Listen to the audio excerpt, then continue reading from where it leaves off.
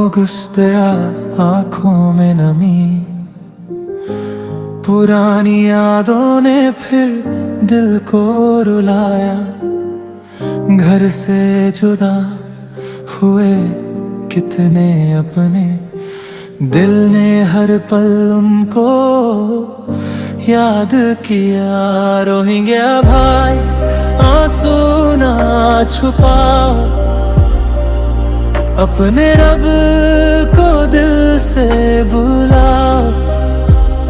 जो दर्द तुमने खामोशी से सहा, या अल्लाह तू उस दर्द को जानता है। माँ की दुआ, बच्चों की मुस्कान, यादों में बसा अपना वो जहां। दूर सही मगर दिल पास है, हम सब तुम्हारे साथ हैं। 25 अगस्त रोहिंग्या भाई, हम तुम्हें भूले नहीं। 25 अगस्त दिल में दुआ है, उम्मीद भी यही।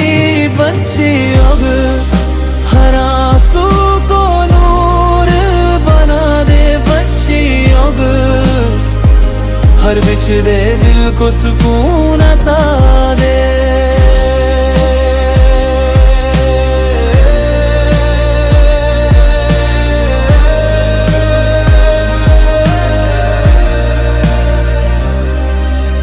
हर घर में अमन की सुबह दिखा, हर बिछड़े दिल को खुशी अता फरमा। 25 अगस्त सिर्फ एक तारीख नहीं, ये आंसू और यादों की आवाज है। रोहिंग्या भाई उम्मीद ना खोना,